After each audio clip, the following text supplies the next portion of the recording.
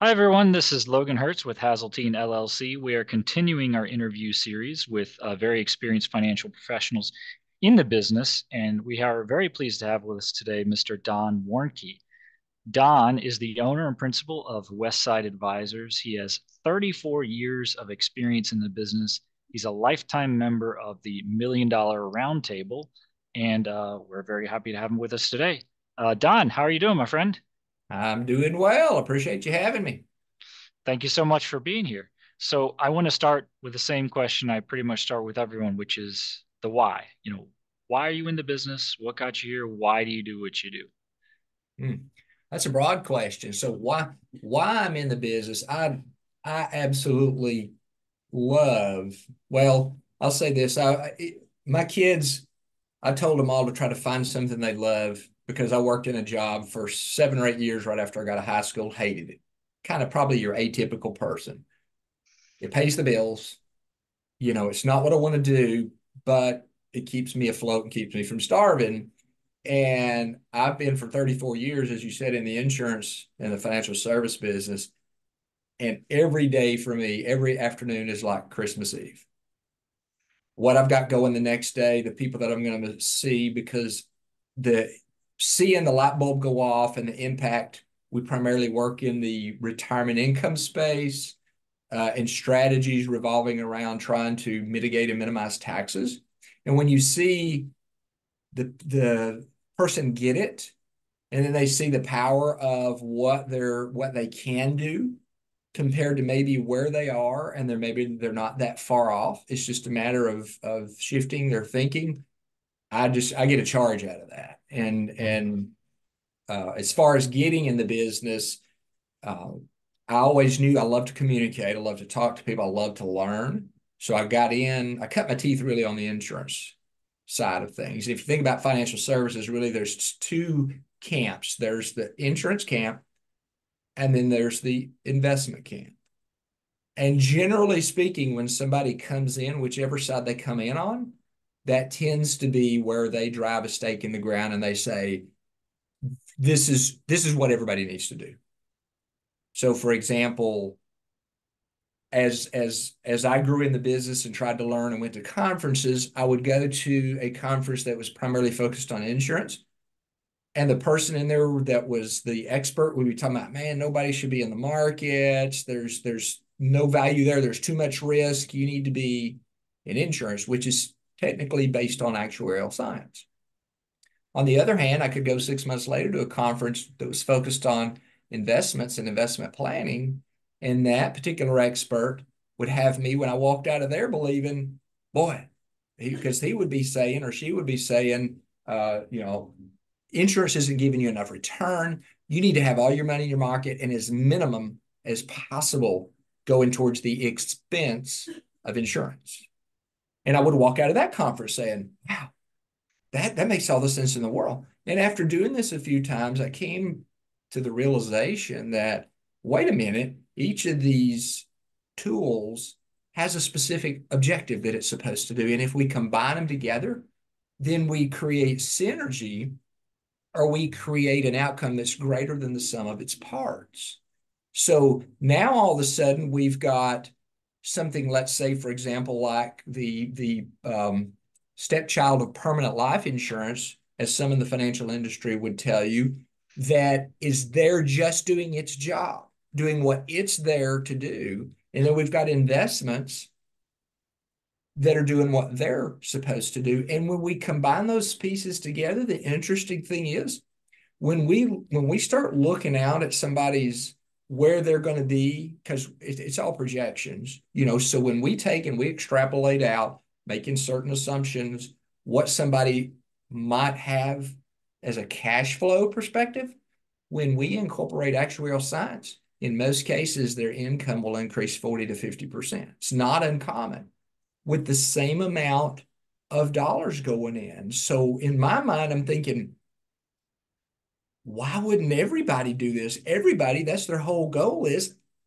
I want to create as much cash flow in retirement as possible. So the focus is on the cash flow and not just chasing rate of return. And the crazy thing is we end up with more. We end up with more cash flow, more income. which is the Yeah. primary driver of retirement. There's so much there that I want to talk to. But first, I want to go into one thing you said that was really interesting, how you like seeing the light bulb go off in your clients, Right. because I think that's so important, because I think a lot of what you and I do is we invest a lot of time and effort into educating our clients, right? Not selling them a product, but educating them, right? And it's sort of the opposite of what a lot of people want. A lot of people want to go to a financial advisor because they don't want to deal with this stuff. It's just a headache and they just want to outsource it to somebody else, Mm, right? And if you do that, well, it's limited to how much they can help you, right? Whereas I think our approach is we want to take the time to really educate our clients, because when they get it, to your point, then the possibilities just open up and they see right. financial independence is actually maybe within my grasp and I can do things I didn't think I could have done. So, and I think that's one of the things that people like you and I do that's a little different. And that's what I really enjoy too, is the education of the clients, the Yeah. concepts, right? Because once they understand that, they don't need me as much. You know, they're not dependent on me, right? They understand what we're doing and why we're doing it, right? And so I don't have to sell them anything. So could you talk a little bit more about how, and what you educate your clients on? Well, it's it's interesting as you said that.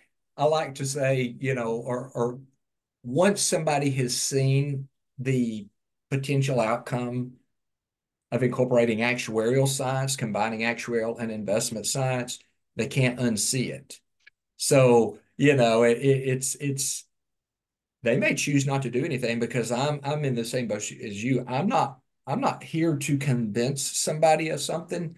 What I want them to do is, as we go through this and ask questions and they begin to process maybe headlines they see in the news or what have you, and they start coming to the realization, you know what? This is, I think, where I'm headed.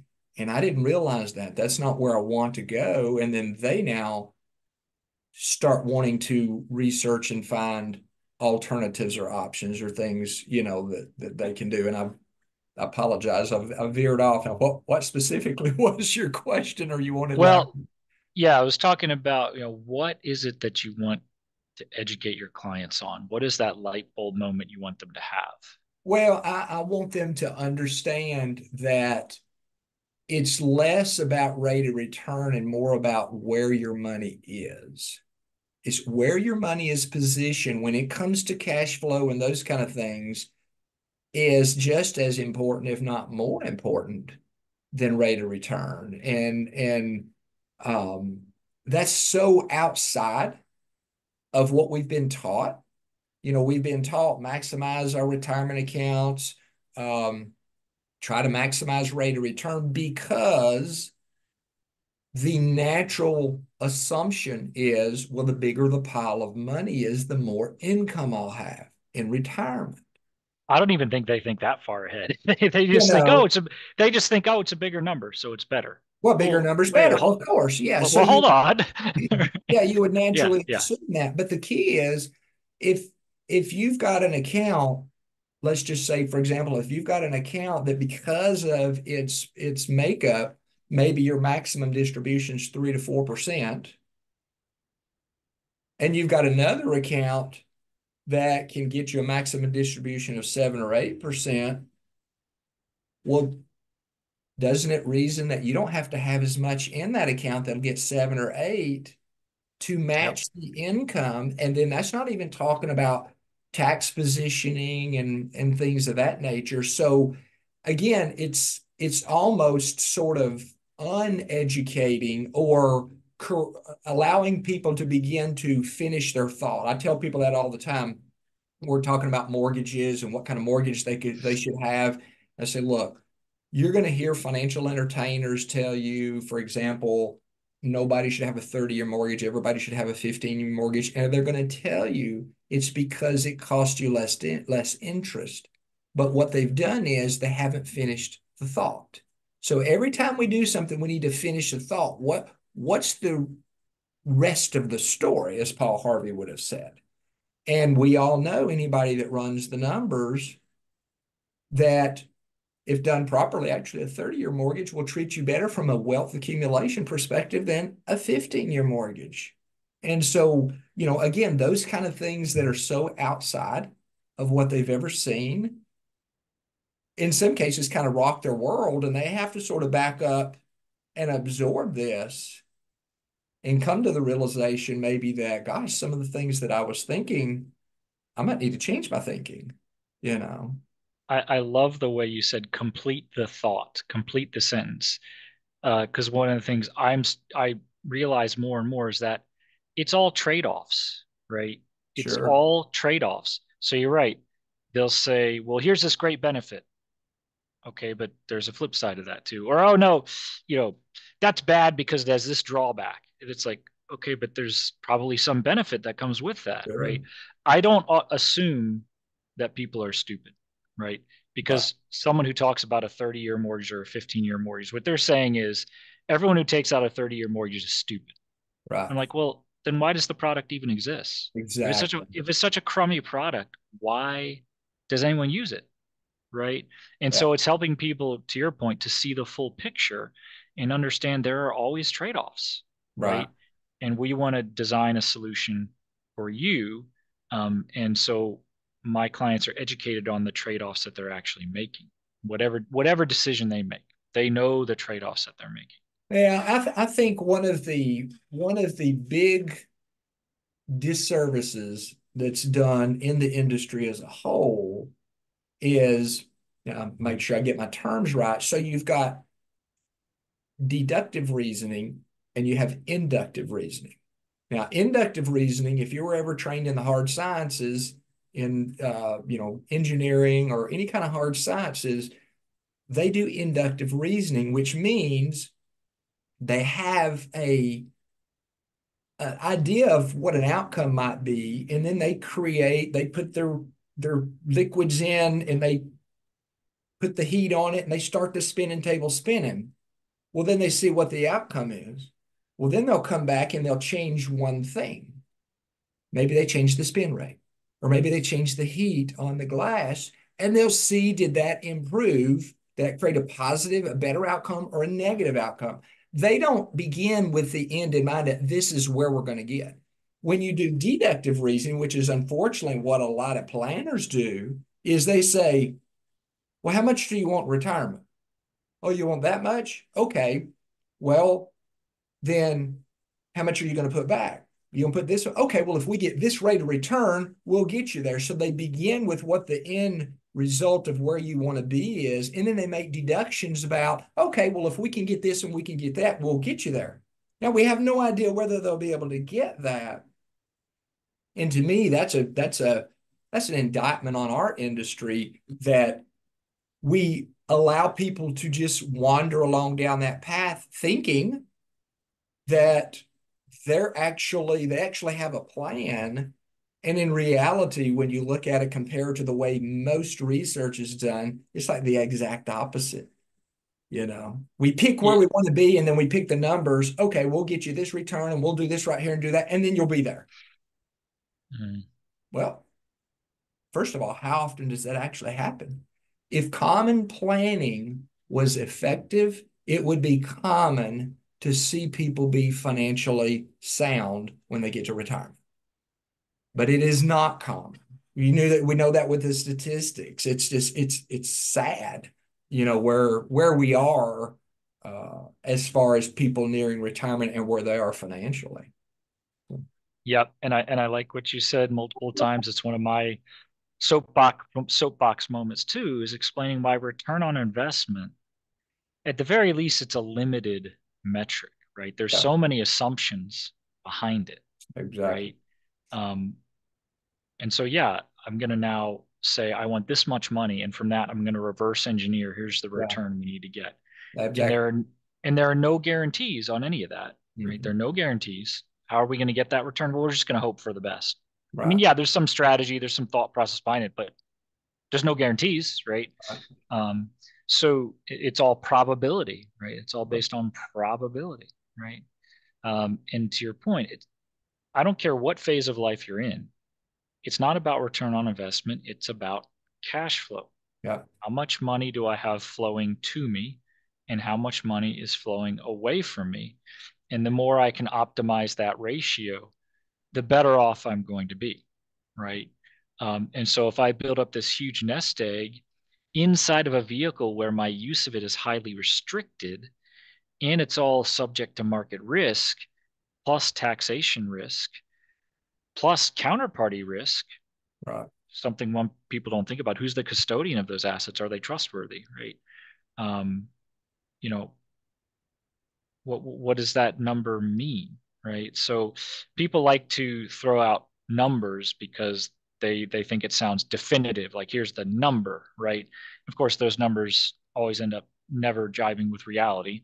Uh, but the question is always, well, wait a minute.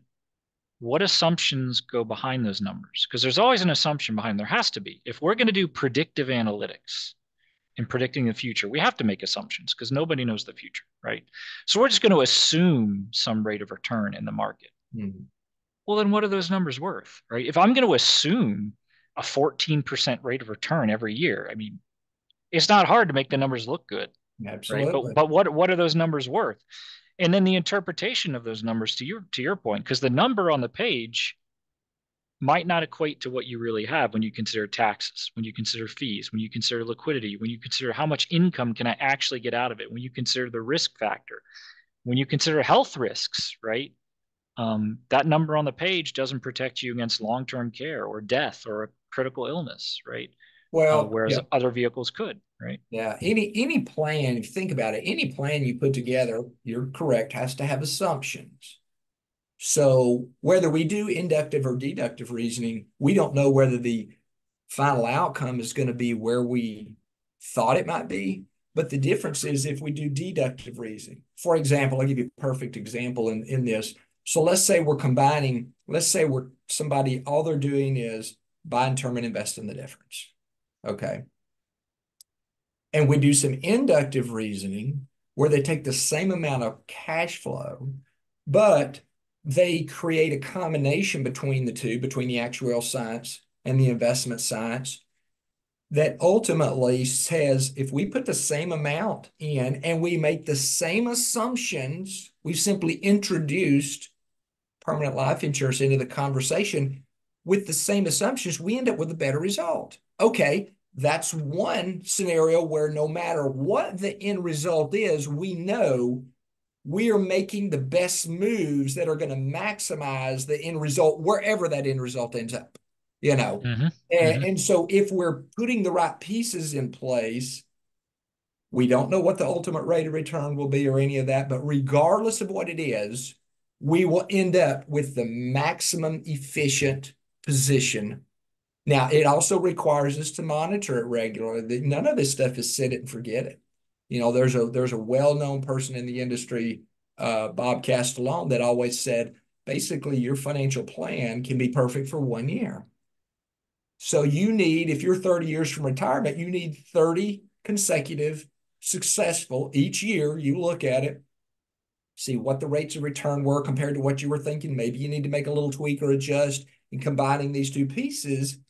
But then what you'll end up with is your maximum financial potential, whatever it is, based on whatever returns you ended up with and what have you, because we don't know what the economy is going to look like over the next 10 years or 20 years or 30 years or anything like that. So all I can do is make sure I've got the right pieces in place. Those are the things I can control. The things I can't control is you know what the economy does or what have you, but I can control having the right pieces in place and then monitoring those things and tweaking, adjusting along the way, and having capital in the right place, such as properly structured permanent life insurance, where when other opportunities that I never even knew would come about, when they pop up, guess what? I got access to capital. I can leverage my capital and take advantage of that opportunity because, again, I've got everything laid out and structured the way it should be, and I got the right money in the right places. Yeah, and I love your concept of combine the way you put it, combining investment science with actuarial science. So we can't look at any investment or insurance vehicle in isolation, right? It's building that overall structure, Right. that overall plan. And I know you've seen some of my financial malpractice series where we see some people who just look at investments and insurance as trash and you don't need it. It's Right. just a waste of money, right? You Yeah. know, and I try, like you, I try to take a balanced view, right? I'm not for or against any particular product. It's all a matter of the overall strategy and what makes sense for you. There are certainly principles that apply no matter what, for sure. The principles of money and finance are timeless. But specific products and specific structures apply to different people. And the great thing about whole life insurance is it's so flexible in how you design it, right? Uh, You cannot talk about whole life insurance in the abstract like it's just one amorphous blob. That's like talking about real estate and saying real estate is good or real estate is bad. Well, wait a minute. Like, what kind of real estate? What's your strategy? How are you using it? You yeah. see it time and again where someone buys this terrible piece of real estate. They hate it. They say it's a piece of trash. They sell it. And the guy who buys it makes a ton of money off of it Absolutely. because there was nothing wrong with the real estate to Yeah. begin with. It was all about how you were utilizing it, Yeah. right? So if you come to me with a whole life insurance policy and say, is this good or bad? I'll say, well, I don't know. I mean, who's this for, right? What's their overall financial situation? How does it fit in? It could be awesome or it could be terrible, Yeah. right? There is no one size fits all solution, and you can't talk about these things in the abstract. Well, I'll Uh, I'll say to me, this is one guy's opinion. Permanent life insurance is the greatest financial vehicle ever devised in the mind of a human being. It's like you said, it's flexible. It can do so many things. And one of the best terms I've ever heard anybody say that I picked up and started incorporating is it's an and asset. It's probably the only and asset. If you're thinking about real estate or whatever, am I going to put my money in real estate or stocks and bonds? Or am I going to put my money in savings account? Or, well, how about we can put it in life insurance and real estate or wherever, it is. So I'm, to be quite honest, I'm thankful so few people understand it. Otherwise, people will be knocking the door down to buy it, and insurance companies would just sell it online. They just go out and sell it online. So it's always fascinating to me to see the aha moment that people have when they see what that can do in combination with the other pieces, that they're doing, and the common refrains. I never knew that. Nobody ever told me this. Why have I never heard this? And Yeah, another common refrain I hear is, why isn't everyone doing this? yeah, Right? And my response is, why doesn't everyone eat right and exercise? right. Why doesn't everyone stay out of toxic debt? Yeah. You know? Um, so that's part of it, but also, yeah, it's hard to find good information, you know. It Yeah. took me a long time. I was never a dumb person, I don't think. I was never an ignorant person, I don't think, but it took me a long time to discover these concepts, right? It Right. really did. And to get a bit more conspiratorial, there are a lot of very powerful, very wealthy financial interests who don't want you to know about this because they don't benefit from it, right? Right. Um, I'm sure I've covered in other areas the four rules of financial institutions. Um, you know, Rule one, give us your money. Rule two, give it to us on an ongoing systematic basis. Rule three, let us keep it for as long as possible. And rule four, if and when we give it back to you, we're going to give it back to you as slowly as possible, Right. right? Um, so we try to, reverse those reverses. But I love what you came up with again with how you love seeing your clients have that light bulb moment, right? Because again, that's what we do. We empower our clients, right? Mhm. I think other people who take a different approach, they try to present themselves as I'm the expert. You can't possibly figure this out on your own. It's too complicated for you. So why don't you just give your money to me and I'll handle everything, Right. right? Whereas I think you and I say, no, this is not complicated. It may seem complicated, but let me simplify it for you. It's actually not that difficult to understand. When you look at the rich people of the world, you don't see a bunch of Harvard PhDs and nuclear physicists, right? It's quite the reverse. You actually see fairly ordinary people who got wealthy because they understood the concepts of money and they had the patience and discipline to put a Right. plan in place, Yeah. right?